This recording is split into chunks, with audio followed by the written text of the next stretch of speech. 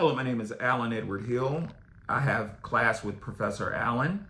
Um, I received a notice saying my channel isn't earning right now, and it says the reason being reused content. It says content is not clearly an original creation of this channel and may have been repurposed from another source without adding significant or original commentary, substantive modifications, or educational entertainment value. I'm rebutting that based on the grounds that this is everything I've done is my original content, purely out of my head and out of scholarship that I've prepared for the week. And in addition, it's educational in nature. This is educational, it's intended for educational purposes only. So with all due respect, I'm going to record one of my shows.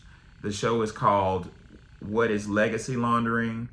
Is SWS Rewriting History. So I'm about to begin now. Thank you. Good evening, ladies and gentlemen. Good evening. Today we're going to talk about legacy laundering and is a system of rewriting history. Well, first and foremost, let's look at this concept of legacy laundering. Can everybody hear me okay, first and foremost? Yes. Okay, good. So legacy laundering is basically gaslighting and rewriting history in a manner that's incongruent to verifiable fact. So one really good example I like to give of legacy laundering, well, let's look at laundering in the first place. Laundering as a concept, let's get Merriam-Webster's definition of laundering. I'll give you my definition while I look it up. Laundering is when you take something illegal and you put it through a system or process to make it appear to be legal. For instance, I watched a really good documentary when I was a kid called Cocaine Cowboys, and the Colombians were moving a lot of narcotic, and the Colombians ended up working with attorneys and judges and politicians to create banks in Miami.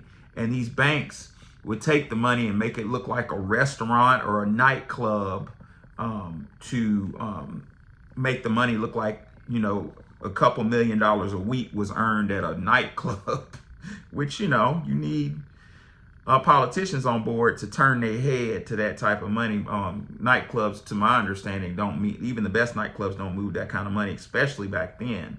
So you're making it look legal.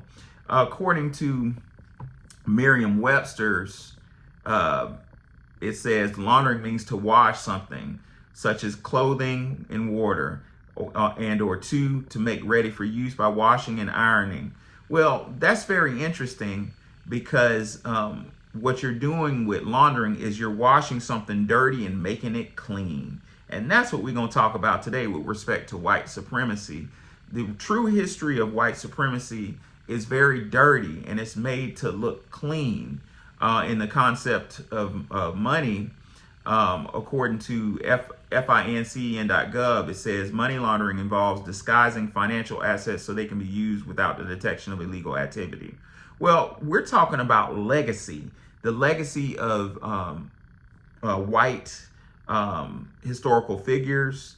I'm going to start with George Washington. So if you look at the school books, I'm reading out of a school book by McGraw-Hill that is used across the United States for, I think this is 8th grade. And we're talking about George Washington. According to McGraw-Hill, George Washington, was an experienced soldier and a respected Southern planner. You see that? So when our kids read about George Washington, they look at him as a hero. You match that with pictures of him standing up in tights and high heels, but I'm gonna leave that alone. But oh Lord!